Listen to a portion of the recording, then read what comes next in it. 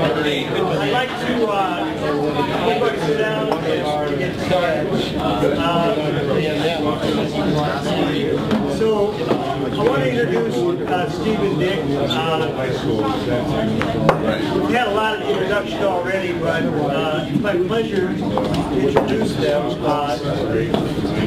NuStep started when year was the 1987. Yep, 87. Okay.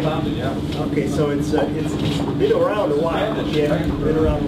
And after Dick sold Sarns to 3M, which is now sold to Rumo, I guess this is the next endeavor. And the theme has been, as my understanding, it's around cardiovascular disease and wellness. And so NuStep is really around more the prevention and the rehab piece, whereas Sarns was more about people already in developed heart disease who were needing intervention therapy. So it's really a very interesting kind of transition. And I wrote this week on my blog about consistency of mission.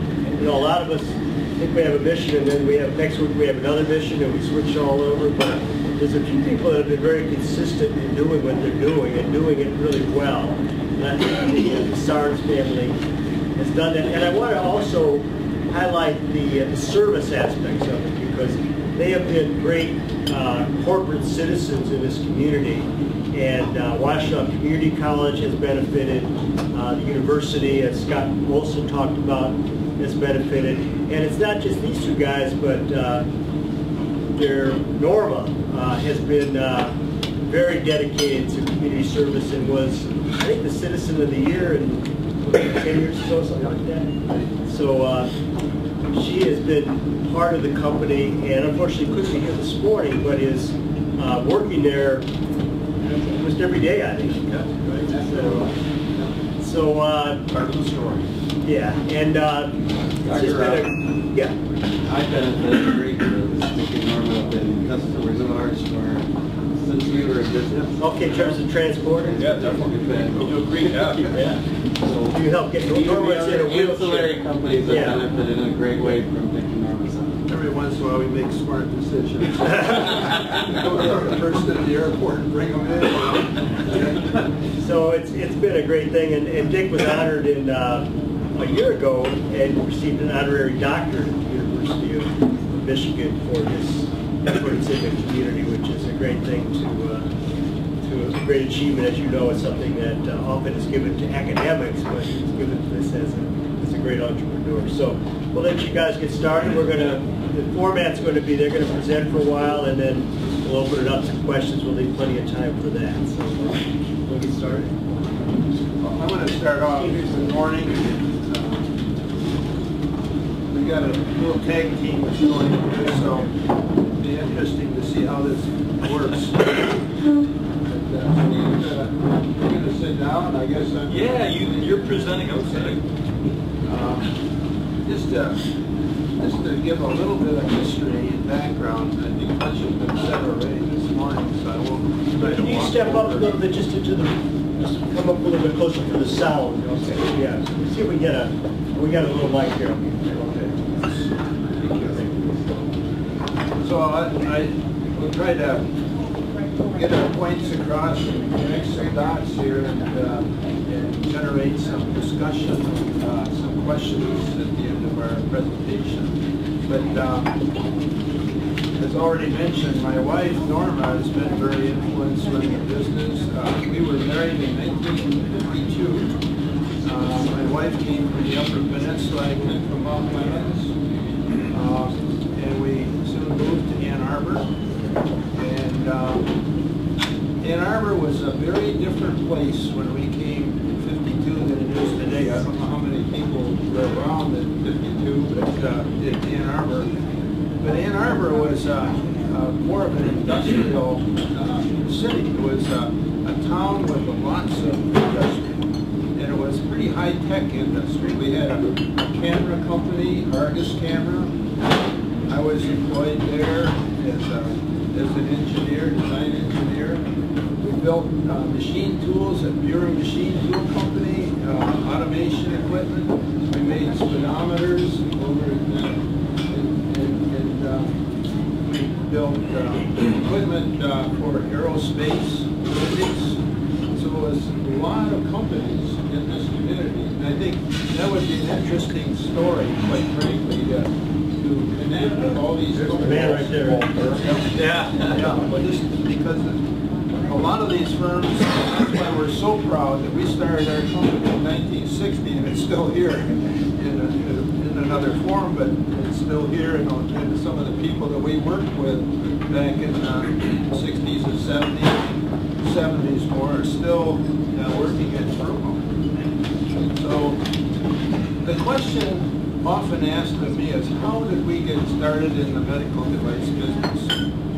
So a quick explanation is that when my wife and I, we set out a goal shortly after our marriage to start a business. And the business was electromechanical products. And so we prepared for an opportunity. My wife was employed at the University of Michigan Children's Hospital as a teacher. And that put us in contact with physicians, because several of the teachers were married to physicians. Norma got the engineer guy. So at any rate, we'd get together socially, and there was a real frustration amongst the docs because they were working in laboratories and they needed tools, equipment for their surgeries and for their lab work, and they didn't have those tools, and they were frustrated. They were going to hardware stores, getting things together to do their experiments. So that I filled that void working with the physicians, being invited to the operating rooms, seeing the procedures, and to bring them the tools. Because I had the good fortune of knowing where to get things done very quickly. And the other thing that really came out of this was the quality issue, because the physicians, right from the get-go, wanted quality instruments. That led us to a connection with Dr. Herbert Sloan, who was the chief of thoracic surgery at U of M Hospital, and his colleague, Dr. Morris, Joe Morris. And those people were very instrumental in my background, both as a mentor and as an opportunity to work with them in the development of devices for cardiovascular surgery. And I think about the trust that they gave. I had the opportunity actually of I did not invent the heart-lung machine. We get that kind of accolade, but that is not the case. We actually perfected the heart-lung machine. And there's a lot of ergonomics that fit into this picture. Because a perfusionist, the person that operates the heart-lung machine, is like a control center. The person is looking at a lot of fluids, gauges, and actually communicating with the surgeon what's going on in the perfusion, the course of perfusion. So at any rate, working with Dr. Sloan and Dr.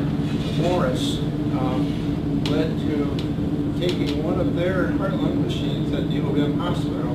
They entrusted me to modify that machine. So I actually modified it, put 2 coronary artery blood pumps on their machine. So I just think about that. With these hands. No, but with the trust, who they are, who is this guy, So, so that led to another opportunity. Dr. Morris introduced me to Dr. Deese, who was a graduate from the U of M, who was going back home to Omaha, Nebraska, and he needed a heart-lung machine. So Dr. Deese ordered a machine from me. And we had started the company in 1960 in our home, which I don't recommend. We had a nice basement, a walkout basement anyhow. So So what Dr. Neese laid out the specs for his machine, so a lot of the components of that machine had already been developed through the work with Dr. Sloan and Dr. Morris at the university. Blood oxygenators, the heat exchangers, and instruments. So the design built the machine with the assistance of a lot of companies in the area, a lot of talented people. Delivered the machine to Omaha, and Dr. Neese put it in his lab, and I stayed there a couple of days, passed his tests, and that was it. He wrote out a check, $12,500, and I headed for home. So. Then, Dick, now you sound like the rock stars. Yeah. well, at any rate, I'll move it along here. So, but that machine sale caused an issue. Rob, you were asking about problems. These are good problems, but darn if we didn't get more orders quite quickly from surgeons that wanted to have their new heart-lung machine built by Sarns Inc. And the problem was is cash flow. We weren't prepared for this. These are expensive devices, and but somehow we got through that. My family certainly didn't have the cash, but we developed a line of credit at the local bank and so forth, and we were pretty busy, so I don't even remember the hardship. But anyhow, we developed and built those machines, and then we had the good fortune of lining up with Baxter Laboratories. Baxter needed a small blood pump for their kidney dialysis machines. And so we designed that pump, and that turned into orders. We wound up building probably 25,000, 30,000 pumps for them over the years. So that was our meal ticket. It gave us cash flow, and then also, well, we built the pumps in Ann Arbor, and our company, we moved out of the house and moved to a small plant on lease space on Main Street, Ann Arbor, expanded there. Then in '67, we purchased land out on Jackson Road and built our first plant there, a new facility, and that's where Tarumo is today. But 55 acres of land, I don't know how many square feet of space they have, but they've got lots. Several 100,000 square feet in 3 different buildings. So They've expanded beyond there. They can't get people in there. The regulators would enforce it. So, Term. yeah. So I'll just go fast forward because the thing that we, as a company building this equipment, I was in the field a lot. I saw a lot of open heart surgeries and people that were quite fortunate, unfortunately, were so sick they actually expired during the surgery. That was an era of pioneering time, and cardiac disease was the #1 cause of death, which it still is today, only it's a later stage today because of all the surgical interventions that people are able to live much, much longer with the operations. So the other thing that came into play was, okay, what happens after the surgery? Because in the early days, people were sent home for bed rest. That was not the way it's being done today. People are up and about in cardiac rehab. So we became very interested in cardiac rehab. And we actually looked into building equipment because the equipment used in rehab was more gym equipment or equipment for able-bodied people. And these people needed, the patients needed a different type of device. So that led to the vision for a product for cardiac rehab. And We joined 3M Company in 1981, and that was by our design. I mean, we wanted to develop a product, a complete circuit of product. We did not have a blood oxygenator at that time, a membrane blood oxygenator. And that's a very expensive device to develop. We didn't have that capability of the science to do that. And so we joined with 3M Company and had the financial wherewithal to proceed with development of our own blood oxygenator, and we succeeded in that. The marriage with 3M was excellent, great company. They did a very good job of supporting us, and so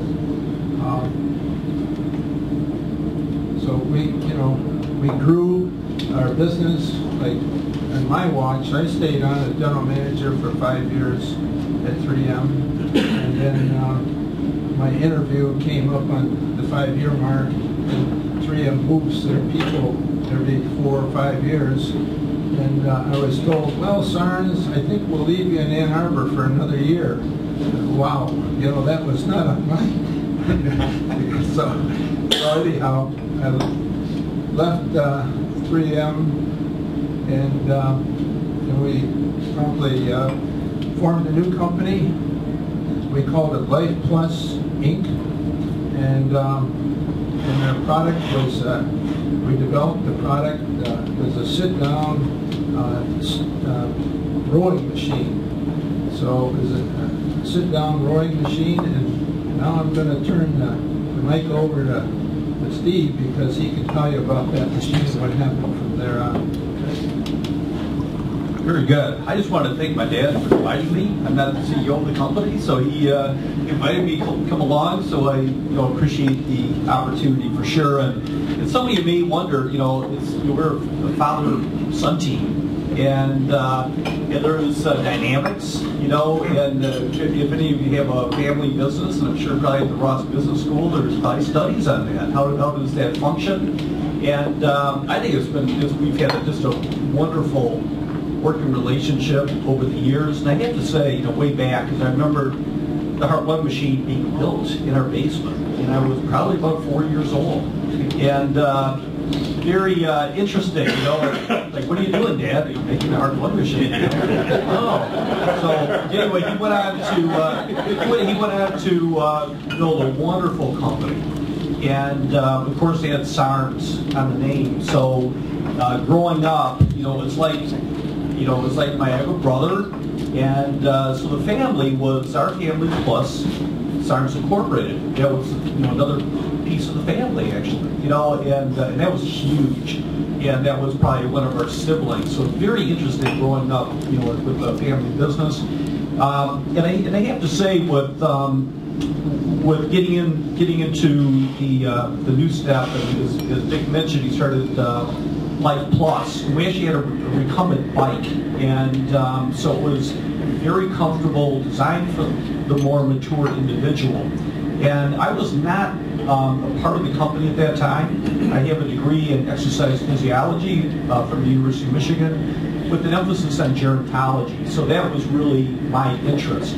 So I basically came in to help in the sales and marketing of product. And we sold, I believe, Dick, about 250 of the recumbent bikes. pretty good, but not enough, to sustain a business. So with the recumbent bike, it's like, there were other recumbent bikes, although we were in the pioneer stage, actually, with the recumbent bike. But it was going to be very difficult to make a business out of it. So in the stage that I was at, and with some of then I got involved more in the sales and marketing end of it, but we knew we were going to have to do something different. And to really start a new business, it had to be innovative. We had to create something new that the world hadn't seen yet. So so with my involvement with the older adult population, I was seeing the limitations for an older population to be able to get their feet into the pedals. The feet would slide out. And once they got their feet in, it was very difficult for the user to do the full pedal diameter. Many people had osteoarthritis; they just weren't able to do it, so it was very frustrating. And but it was at that time, and this is one of these kind of an aha moment. You know, we had the seat position; it was wonderful, great for transfer. You could actually get people from a wheelchair onto the seat. But once they got on, they couldn't do it. And so that was, and I did have the concept idea of the NuStep, and it just hit that if we took the pedal and changed the pedal to a foot plate, put the heel cup to hold the feet in place, and then instead of the pedaling, do a stepping action so they have variable range of motion in the knee. I said, oh my God, you know, this is it. And then add the upper body. This is quite a process, wasn't it? With contralateral, unilateral, but we wanted to simulate the walking action. Then we had it. It's all dependently linked. So I basically came back with a little piece of paper and came into Dick's office. I said, this is it. This is our product. And then we were on a mission. So we went into prototyping. We had another individual on board. This is almost going back to the days of Sarns. We had a little garage. You know, this was not a highfalutin business at all. This is very grassroots. And then we started to tinker, I guess you could say, or start to develop this. So we went through quite a stage of prototyping. And that was back in it was about 1990. And, you know, it doesn't seem like that long ago to me, but I can't say that at work. 1990 is like the dark ages. So, but anyway, we got going and we launched the what we call the TRS 3000. And it was a total body recumbent stepper.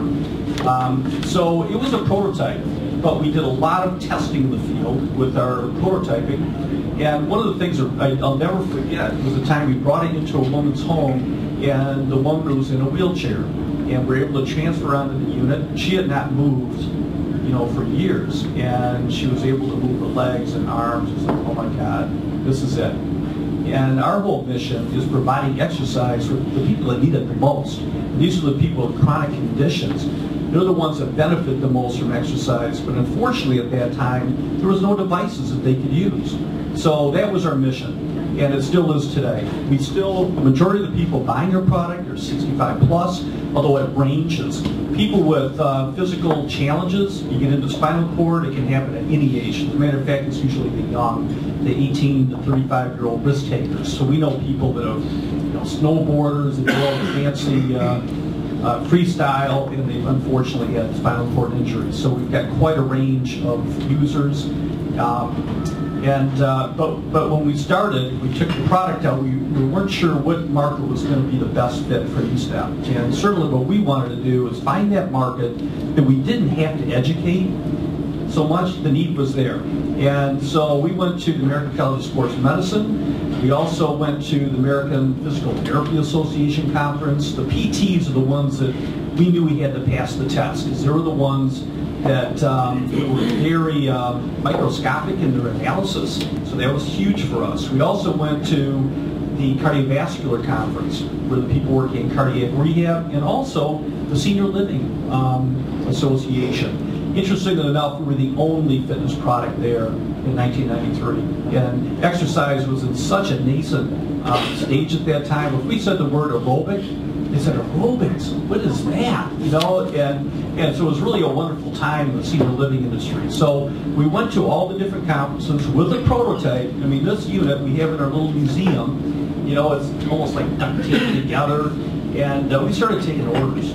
And all the shows they saw the need, and it was a big hit at each one. The one that really stood out was cardiac rehab. It was like bees on honey. As a matter of fact, the people there were saying, oh, I've had the same idea. You know, the need was there. So what we did, all the markets were great. All of them had potential, but we decided to focus. And we decided we're going to go after cardiac rehab. It's not a huge market. There's about, at that time, there were about 5,000 cardiac rehab centers. What a great market to focus on. It's doable, it's manageable. So basically, we wanted to know what the cardiac rehab people had for breakfast. We wanted to know everything about what they thought what the future was, and we just totally focused on that market. So to this day, and this is back when we didn't have websites or anything like that, so it was over the phone, and then we would send out material. We also went to all the conferences. We went to the state conferences, the national conference, so it was basically me. And then we had Mark, who was back in engineering, and it was really interesting. We were taking orders, but we hadn't built a single product yet. So we had a lot of pressures, as you can imagine at that time. It was interesting because the push for me, I was in sales and marketing, was, Steve, you got to get dealers, you got to get dealers. But I was realizing I can sell this over the phone. And I think a lot of it has to do with you're an entrepreneur and you have something you really believe in. I mean, it's just amazing what passion does. And I think when you start up a business, that's really what it starts from, is the heart. And if you really believe in something, you go out and make it happen. And so bottom line, we never needed dealers. We were able to get orders, and we were backlogged for probably 2 years. And so basically, this is a wonderful opportunity for us because we went direct. We didn't go through dealers. We maintained the margin. We also had connections with our customers, which is huge to this day. So now our customers, and people ask, how the heck are you selling these products? We sold 5,000 of the TRS 3000s. That's up till 1998. And at that time, we innovated a new product because we realized the unit was getting so much use, we had to make it better and more durable. But the way we did it is through word of mouth. It's almost like a cult product. It was our customers who are our best salespeople. And even to this day, when customers come to the booth, I get the heck out of the way. Or I tell our salespeople, get out of the way. You know, let the customers tell the story.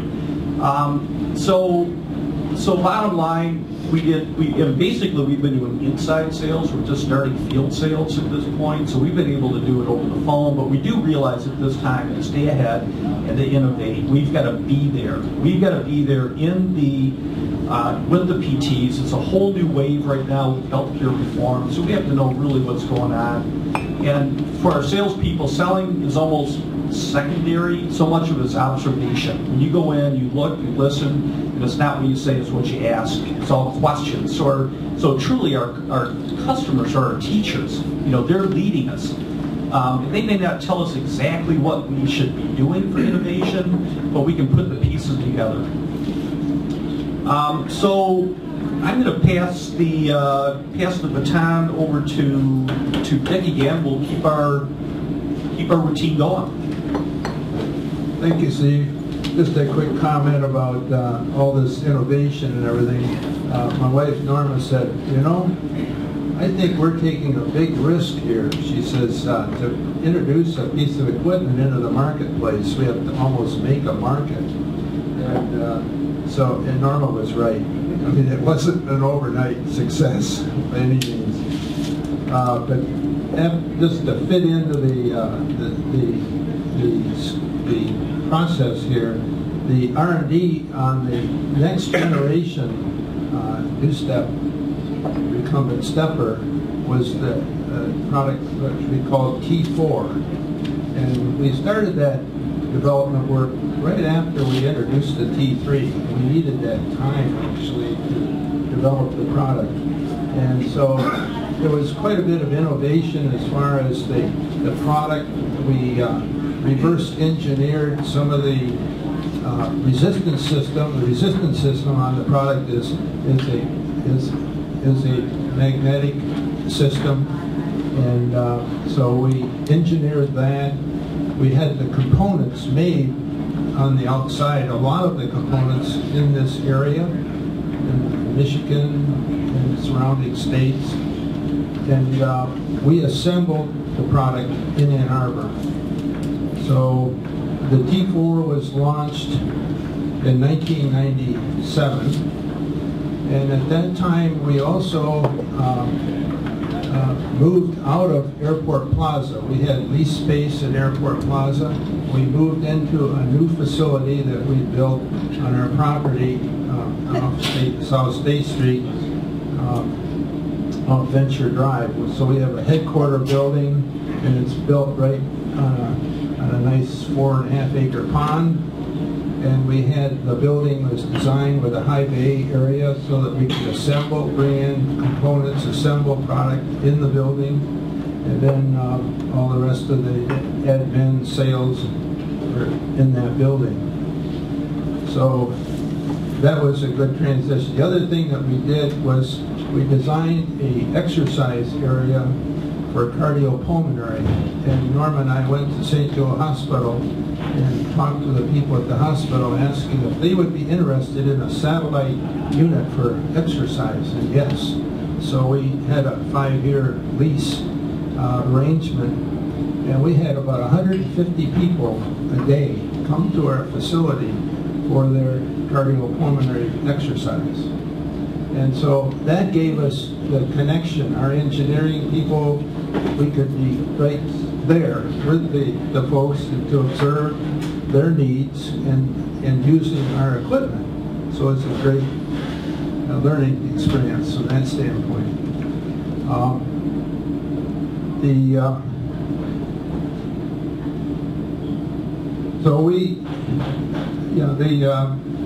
building that we were in also, let's see, I think I'm through pretty much. You wanna? Sure. Okay. So just to say the T4 product, Steve can speak more about this, but the T4 product has really become our bread and butter product, and it was great success with it. So Steve, you want to take? Sure, that's great. Okay, and as far as a company, we have one product, and it's NuStep is the name of our company, name of our product, and actually in 1997, Dick, I'll just bring up that we reorganized. And at that time, if you remember, we were a Life Plus, and we would go to trade shows, and our product was NuStep, and so people are looking at booth numbers, but where's NuStep? Who's Life Plus? Life Plus, it could be an insurance company. So the name, we came up with the name NuStep because it's new. It's kind of the new, it's an NU, so a little bit unique. And so, hey, forever, we're new. We have an individual at NuStep, his name is Trevor Young, always say, Trevor, you're young forever. And so the same with the product. So we have the name NuStep. So now when people come to see it, there it is. That's our brand, that's our name. And we decided to focus on our becoming cross-training because we weren't saturating the market. A lot of our competition, we have companies like Life Fitness, Techno Gym, some of the big fitness companies and even rehab, they have a line of product. But the problem is they lose track because they made it with something. Like with the life cycle with Life Fitness, that made it. They put computerization on their bicycle. But then they started doing other products. They became diversified, but less expert at one thing. So we decided we're going to be NuStep, and we're going to build on our platform. So we made the NuStep better, and so we've been selling that particular product for about 15 years, and people love it. But you can imagine the return that we have had. Our manufacturing, the tooling has all been paid for. So it is our cash cow. And so now of course you get into a frame that we have to change a little bit because we do sell to the older adult population. A lot of people are thinking of, especially with the T4, it was becoming the old step actually because we needed to upgrade it. So we're going through that process right now. And some of the other things, just to go back with our focus, cardiac rehab was our focus, and so we decided to really hone in on it. And to this day, we're at about 70% of the cardiac rehab centers throughout the country. So it is like a staple product. It's also been termed the most popular. Part of it is the safest. Treadmills were always the staple. They still are, but they're not safe. I remember I was talking to an individual from cardiac rehab over the phone, and where we have the conversation, she was going, Charlie, slow down, watch it, and then we have our conversation, Charlie, and then we have another conversation, Charlie, click. Well, Charlie fell off the treadmill, one of the cardiac rehab patients. So So again, the individuals in cardiac rehab are getting older, and they have orthopedic conditions, and that's what makes NuStep such a staple piece. Then the next market that we honed in on was the senior market. And so in 1993, it was just starting out. Today, senior living companies all have wellness centers. If they don't, they better start building it. And a lot of that has to do with the boomers. You know, we know about fitness, we know about the benefits, and our parents, we want them to be active. So there's been so much research over the years on the benefit of exercise, especially for the older adult population. So it's all there, and what we did, you know, we have a product, but we wanted to be more of a, you know, we're more than a product. And with our customers, we want to be in a partnership. And I think, you know, the fact of our background and exercise physiology and all, you know, personally, I could be working at Glacier Hills, maybe with the wellness department. So it's such a transition. We're speaking as a team, not as I'm trying to sell you a product. And I think that really works in this environment. A lot of our competition are like bulldogs at these meetings.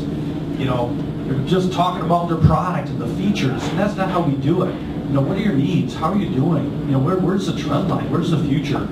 And we developed a program called the Pinnacle Award, and what that is where we put a program together that we recognize senior living companies that provide excellence in whole person wellness. So we started this in 1998, so we're in about our 14th year now, and it's become a huge national award that is highly recognized and highly prized. And we go to so we started this very early on, and the main thing is to highlight the ones doing it right, because we knew, and early on we were selling senior living organizations NuStep, and we were sticking it in a room, calling it the fitness room, and all it was there's a NuStep and maybe some weights, and that's it. And, you know, and they're not going to be successful. And so we knew that they needed, the dynamics of NuStep is the coach, the instructor, and the active user. NuStep's the tool, then the magic starts. But you can't put a product in the empty room, no one's going to be on it. So we wanted to help the industry have successful programming. And I think that's been huge for us. And it has really built our relationships. And the way we do it, we have applications come in, we choose the finalists.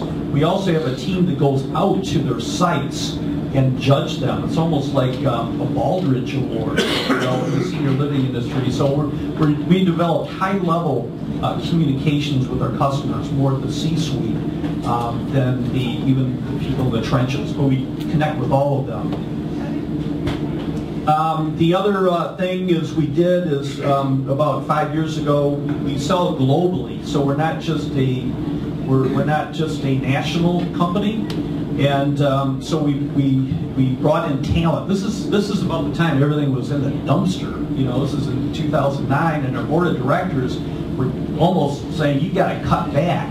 And unfortunately, we kind of defied that, and we said, no, there's talent. And we, you know, in our product, I mean, there's a need for our product. We can't slow down. So we brought in top talent. We brought people in from other industries, actually.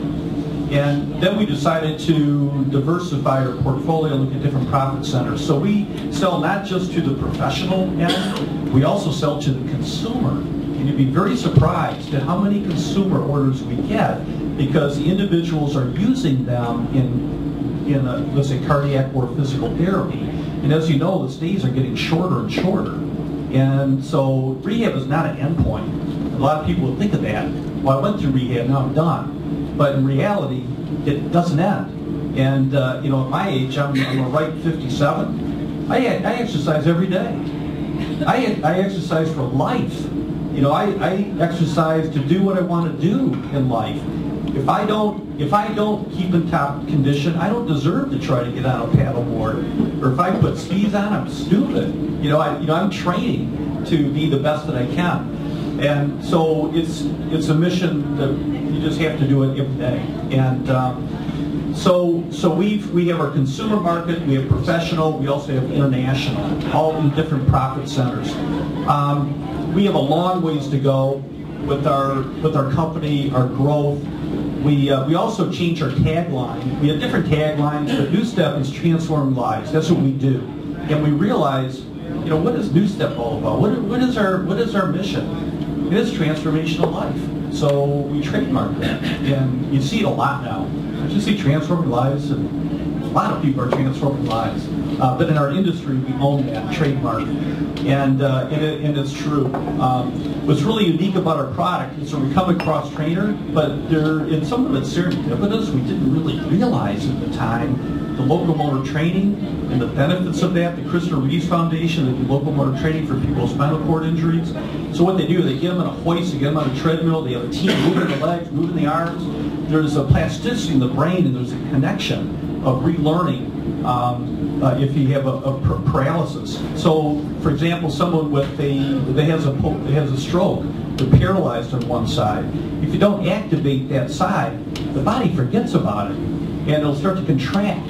But if you move it, there are gains to be made. And so we've been able to, with our reciprocal bilateral motion, with the arms moving with the legs, simulating the upper body motion, the upper body neurons fire to the lower extremity. So we have helped individuals that are incomplete spinal cords ambulate.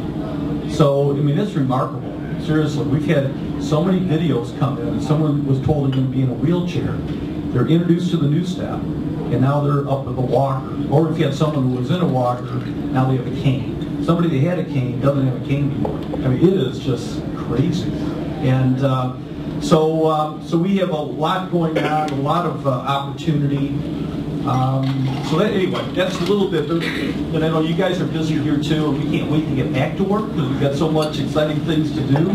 But Dick, I'm going to hand the baton over to you again, please.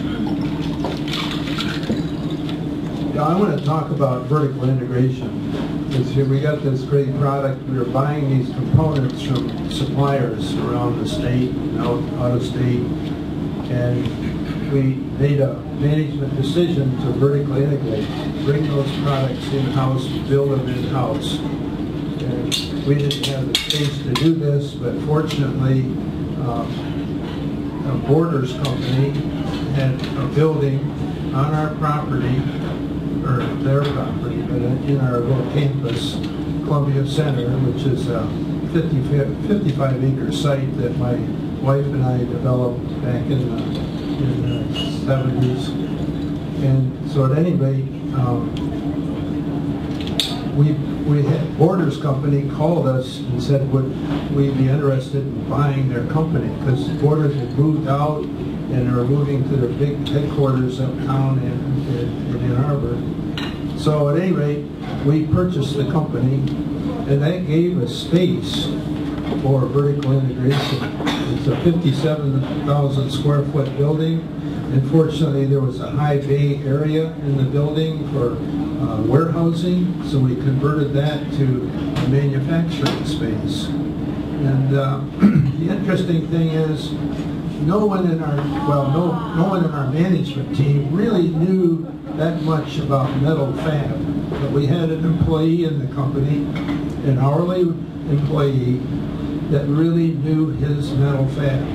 So we put him sort of in charge of, okay, how do we get into this business? How do we train the people to operate the machines and so forth? So we went into the mode of purchasing some pretty high-tech equipment, robotic welding, a laser cutting machine, a powder coat paint line. So all of this, about a $3 million purchase of items, and it was all done through this individual. That person made the selections.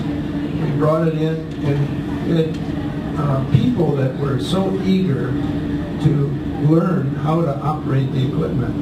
And I speak about the employees now, about the people that they were very eager to learn how to, they were very interested, number one, in having a full-time job manufacturing, but also to learn about the equipment. And we have, I think, just an excellent workforce in our manufacturing area. We're ISO 9000 certified, So, and the people are very eager to produce quality. Quality is the key to our success and our well-being. So, and then also cost. Anything that we can do to maintain quality, maybe improve quality, and reduce costs. So that's all done, and we've got that building pretty well occupied today, pretty well filled up. And it's just adjacent to our headquarter building, so we got a little path, 3-minute walk to the other building, so it's worked out beautifully. I have to say, you're doing a great job with time management. We're kind of nailing it here. That's great. Just a couple of other things. I mentioned about global marketing. We're doing that now. We're going through distributors. That includes Canada. Our biggest sales are from Asia, believe it or not. Japan was #1. Of course, they have an Asian society, don't they? They're kind of leading the way. Believe it or not, stroke is huge and very unfortunate, but in Japan. I think they're the healthiest living people, but they're very high stressed. There's a lot of drinking going on, believe me. I've been with some of our distributors, and they smoke a lot. Smoking is very prevalent. So NuStep is pretty hot there in that market. So they're our #1 customer overseas, and they were great customers for us because they were tough. And when we started shipping them products, oh my God, we got ripped apart in some areas, but it really helped us. You know, your toughest customer, the ones that really complain, and you know, I like to take that as an opportunity. If we can please them, man, we are doing a great job. So they're our best, actually. We're also sending to China, and that was kind of a tough decision. A lot of people think we're crazy, and our international business manager really was driving it, that we have to go there. And that's one of our, really, China and Japan are our 2 top overseas. You know, Euro is in tough straits right now. We still do sell to the Euro. It's probably not what we expected it to be, but we're having very good growth. And also we applied for the E Award. It's something provided by the government, the Commerce Department, and we were recognized for the E Award, which was fantastic, you know, for showing substantial growth. And so myself and Elena actually went to the White House. You believe that? And of course, I was talking to Elena. Said, you know, what we really scored is 5 years from now. They have something called the ES Award, and that's sustainable growth. You know, that one will really celebrate. We celebrated this one too, believe me. But it's sustainable is the name of the game, isn't it? And so we did get that, and that's great for the team. But have we made it? No. We got a long ways to go.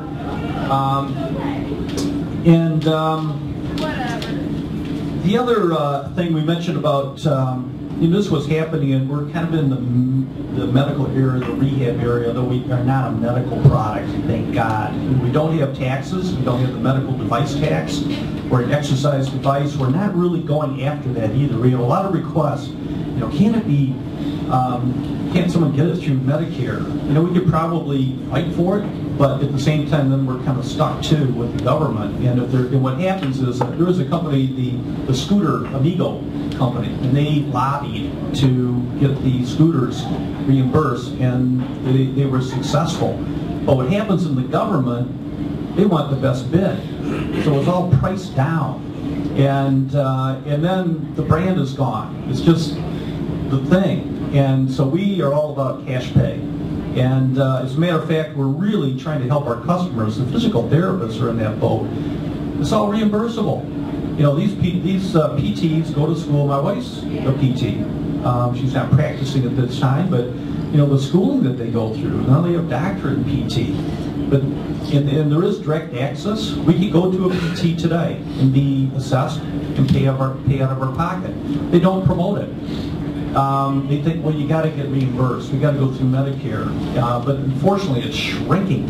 And if they continue this model, they're going to be replaced. And you know, the other PT is a personal trainer. They will gladly say, I'm $75, you know, for a session, and people are paying.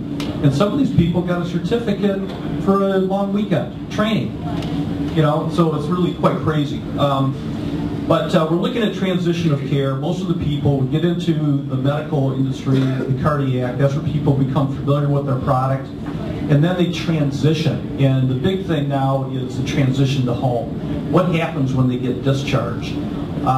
Because again, when people after rehab, when they go home, if they don't continue, there's going to be a negative cycle, and what happens, they go back. And so the big thing now in healthcare reform is decreasing readmissions.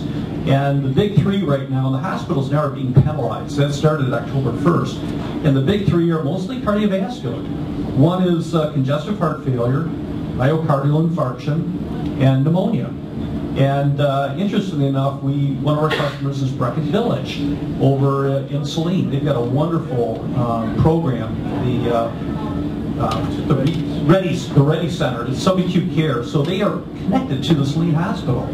And so you go from the hospital, which is very sterile, definitely a place you don't want to be. You go through the door, and then you're in this beautiful subacute care. And so they have 19 days to get people rehabbed, and they transition them to home. So, and then they are providing services, almost like continuing care into the home. Because most people, that's where they want to stay. That's where they want to be for a lifetime. And so that's our opportunity. We're in a lot of these rehab centers, but now it's a transition to the home. What can we do in the home environment? What can we do to make our product more marketable for the home, and also the community centers, the YMCAs, because that's where people go. All right, I'm going to pass the baton again back to Dick. Thank you, Steve. Steve mentioned product innovation is very important to us, and we have our products are market driven. We certainly work hard to identify what the market needs and respond to that need. And one of the new departments that we created last year was a department for new product innovation. And we have a PhD scientist from the U of M is heading this program up, and they're separate. We put them in a kind of, not a private area, but certainly to move them out of the mainstream of the business, put them over into an area where they can think and do and move.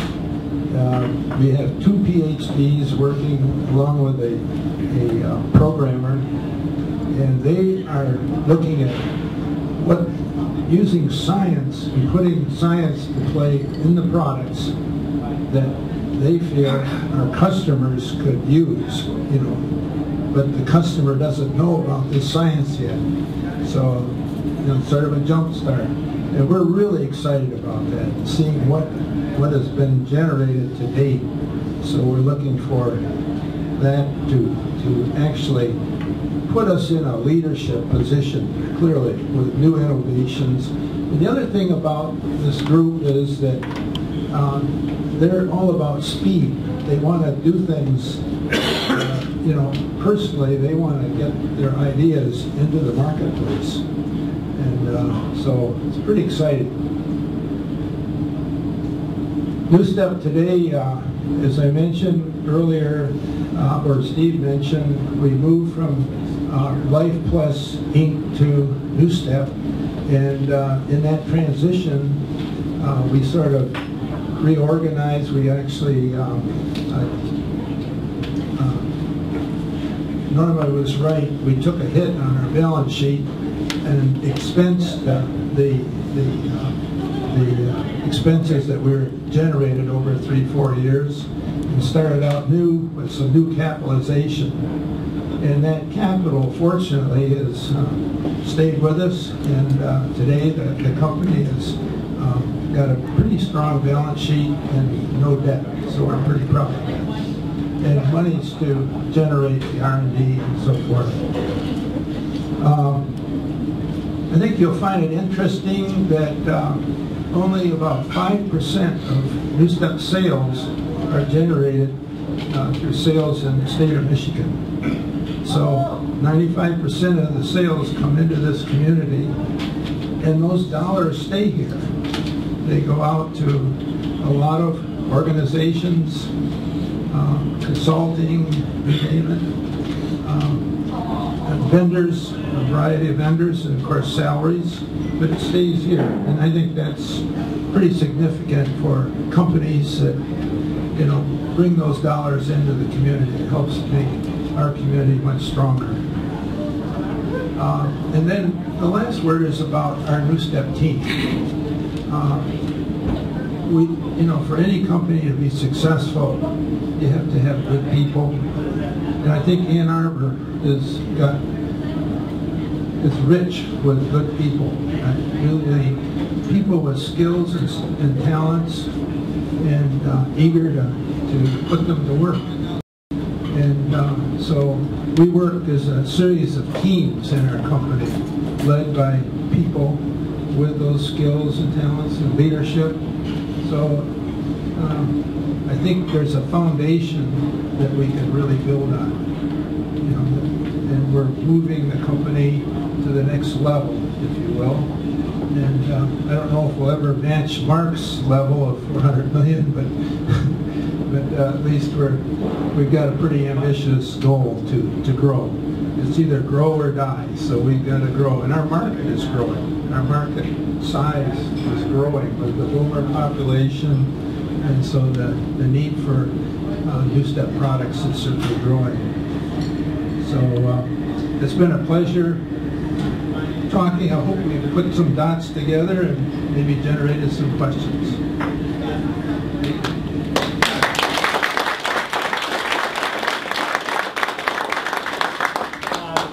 Roger, how do you want us to do the questions? Take the mic. Just pass the mic back and forth if you can.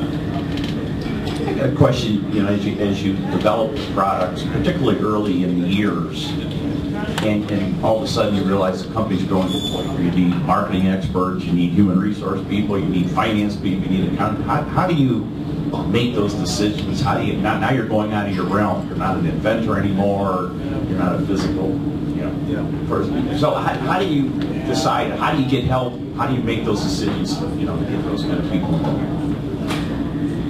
Well, as an entrepreneur, I learned a lot about that in the Sarns days.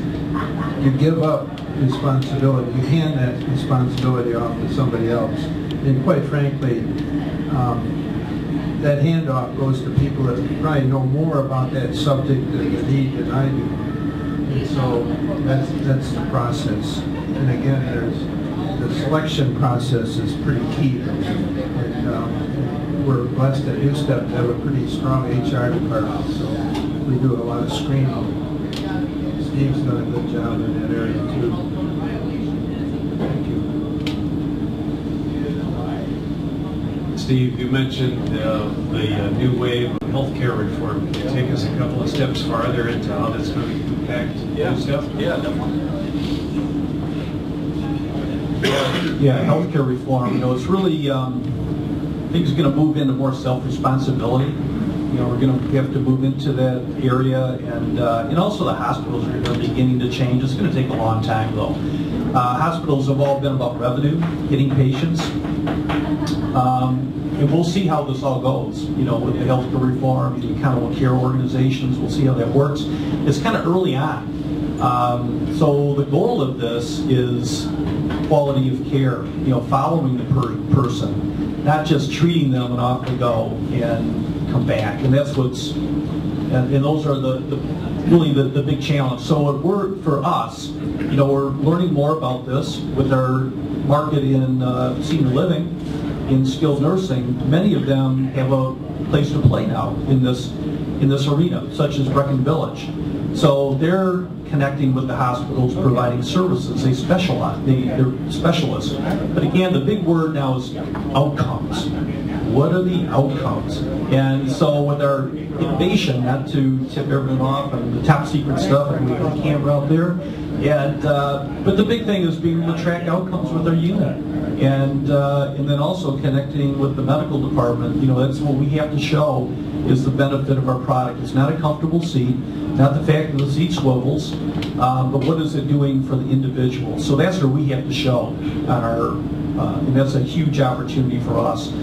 The other, it is a great business opportunity. We're really great at hardware, and it's good and bad because we sell a product, we don't have any more revenue. It's based on that product sale. So we got to sell a heck of a lot of units. So now what can we do? What other services can we provide with our unit? And one of those is in the software, you know, even a subscription, you know, that people are, and we have to innovate in the software area. So it's going to be another revenue stream for us, but also a service. So again, looking at congestive heart failure, acute myocardial infarction, pneumonia, NuStep has a place in each one of those. If someone has pneumonia, they're weakened. You know, they've been much bed rest. So now we have to show through outcomes building with our customers how valuable the NuStep is. And so what we're doing is helping our customers get more business. So having the NuStep in, showing the outcomes, now they can go out to their community. They can go out to the cardiac rehab, the medical community, and get the referrals. Our customers in even the health club, we haven't really gone into that business. It's a whole different mindset, and still to this day. But they're starting to hear about healthcare reform. They're thinking about getting referrals from hospitals, getting patients in. But now we have to help them. They have to be educated because they don't know how to deal with someone that comes in with a walker, for God's sake. But the ADA now is looking at equipment, and they're almost looking at mandating that health clubs need to have inclusive product because they all have the pathway. If you're in a chair, you can get into the building. But once you get into the building, what are you going to use if you're in a chair? So it's really ridiculous. So we're on a mission now to educate the health club industry of this new population that we have expertise in.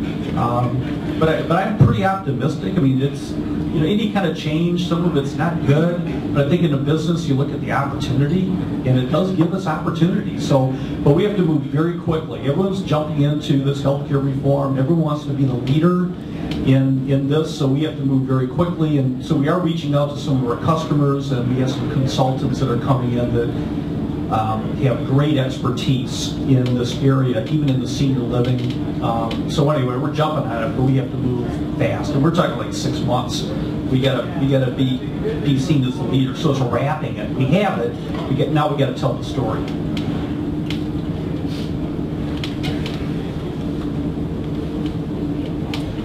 I had a question about the origin of Sarns. You had mentioned that medical was starting a company based on electromechanical systems. Were there other concepts that you were working with in addition to the concept you finished with?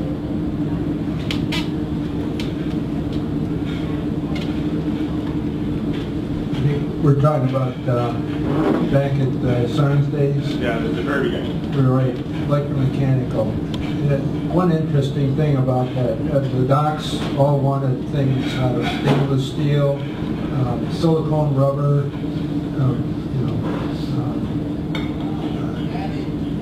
quality materials, something they could touch and feel. And then there was the introduction of disposable plastics and plastic, and there was a resistance in Ann Arbor about that. They wanted the stainless steel sucker, or the retractor. So there was resistance to get into it. And plastic disposables is a whole new realm of engineering and processes, which we got into it, but we had to learn it. We had to hire talent to do that. And Terumo today, I mean, if you look at their product list, I mean, it's very much in the disposable arena, and it gives Terumo the sale. There's 1 million open heart surgeries a year in the world, and Terumo is representing a good chunk of that. And a big piece of their business has to be in the disposable area. And the machine today, the heart-lung machine, has got a lot of electronics on board, and so that's another whole chapter that was brought in. We're going to wrap up, although you're welcome to stay. Some of you may want to be here till Saturday, I think, for the look of it outside, but you're welcome to stay as long as you can. But I just wanted to add a couple stories, and then we'll wrap it up. But one is that you guys are not totally in the law here, because I think you're using underage workers. I heard that Steve's son, Dick's grandson, is working with him on the development of their newest product, which is around obesity. Can I share that, or is that so? He told me the story that I was 12 or something like that. He's 15 now. 15 now. He was 12, and Dick started working with him on how could you use this machine to motivate overweight kids to exercise by getting feedback on a video game. Is that kind of the idea? So I just want to keep that under wraps here, that you're using that underage talent. The other thing that I think is fabulous is the culture that has been built there. And you heard his story about the hourly worker who he turned over responsibility to develop a whole line of development and product. But you have people working for you that have worked at Sarns, right? I mean, how long have some of these folks worked for you? 40 years. And so, again, when I had a tour of Sarns, and Dick was in a small group that I run, these strategic leadership groups, so he took us all through that. And he knew everybody by name, everybody chatted with him. I don't even know their names, but how's your kid doing? How's this? How's that? And it was just a very kind of those special atmospheres where you walk in and you say, "This is a cool place. This is some place that I'd want my kids to work," And so I think that culture is another important piece of what you've done. So we could probably go on, and I know you guys can. Yeah. I just want to say a little bit something about my dad, and now the dynamics part. No, this is all good. Okay. This is all good. But I think the thing is, my dad's been at this for a long time, and people talk about retirement. It's like, no, I'm ready to retire, and it's not all what it's built up to be. We're all here for a purpose and a reason. This is what we tell a lot of our customers at Senior Living, and I couldn't imagine my dad at Senior Living. He's so vital. But we talk about people there when they're exercising. What's the purpose of that? The thing is to be in life is you have to give back. We're given God-given talents, and if you retire, what do you think about? Oftentimes yourself, and what a boring concept that is. And so I just want to say, with my dad, his executive skills are so fantastic. When I see him walking around the office, he's walking fast. And I'm not talking, I don't want to bring up ages or anything like that. But I think this is something that we need in our country. That's the other thing. We have this rich resource of older adult population, and we need them. And Dick is giving. And so anyway, I just want to say that it's been a real pleasure. You're a role model for all of it. So I'm in my mid-60s, and I'm looking forward to 20 years from now where I can start my next new company. So I think that's He's got more hair than I do. more hair. How did that happen? Yeah. But I think it's a great story. How many units have you sold now, by the way? Our unit sales about 65,000 thus far. So we do decent each month, but we have goals. We have a team that we brought in, and they want to raise it up. Some of the talent we're bringing in as well, they're not in the industry. We brought in a person that worked at Domino's Pizza, and worked on their campaign with their Inspire Pizza, and she did a lot of work with Ford, especially with Lincoln. And Lincoln's a little bit like us. They're trying to rebrand. Have you seen that with the ads? They're trying to get the 42-year-olds. They're still going to get the older population, but they're trying to get to the youth. It's like us too. And and we have another gal in national sales director. She sold Godiva chocolate, for God's sake. Never liked the chocolate, but she has all the concepts. But we're bringing in different ingredients, so we're not doing it like everybody else. It's kind of doing it our own way. All right. Well, we're going to wrap it up, and I just want to make a couple of announcements about future events. Next month, one of Professor Scott Moore's colleagues, Kim Cameron, is going to be presenting on the latest research on positive organizational, and he's going to be talking about a lot of the concepts that you've done, building a great workplace, being positive with folks, having a vision. So I think that'll be, maybe you've been part of the Quinn Cameron development of a positive organizational scholarship will really enjoy that. And then in April, we're having Mary Sue Coleman. We're honored to have her to be the presenter, and she'll be talking about innovation and what the university is doing to support the local business community. We may expand to a bigger venue. I suspect we're going to move to a little bit different room to do that. Also in April, we're starting a program called Emerging Leaders Connect. And it will be a 4-session class for young leaders. And I'm not going to define that age, but Dick, you're eligible for that, I'm not sure. And I like that you said 42 is young. It made a lot of people feel good in here, you know. So yeah, that was good. I don't know if you were making a pitch there or whatever, but that was good, you know, 42.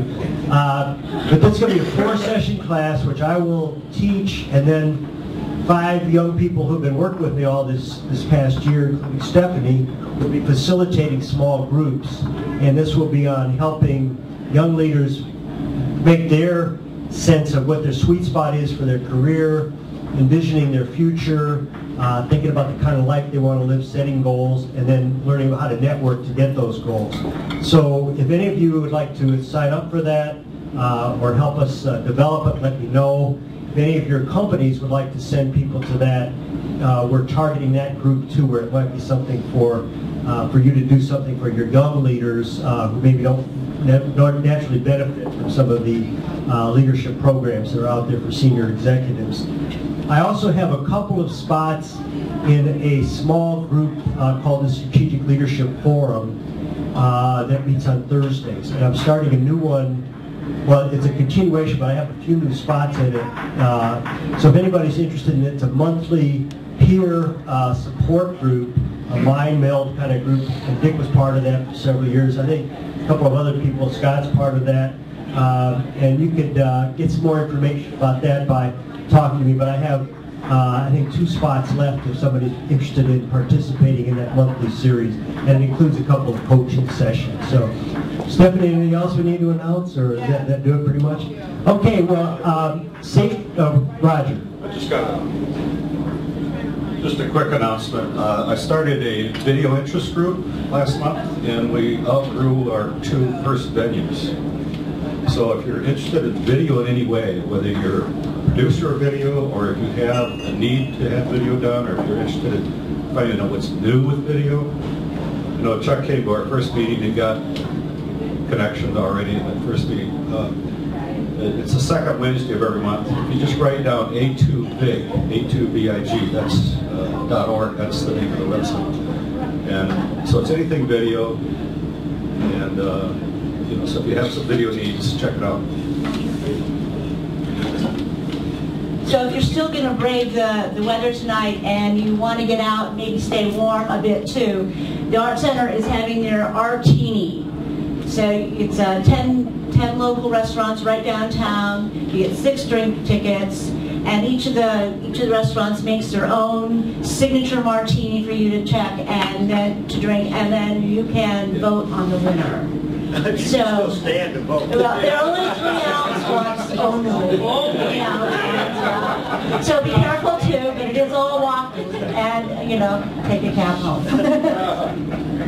Yeah, then Sean, you could Sean will take you home.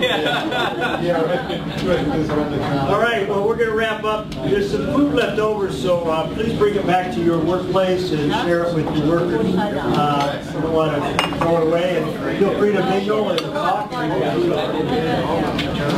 on the board.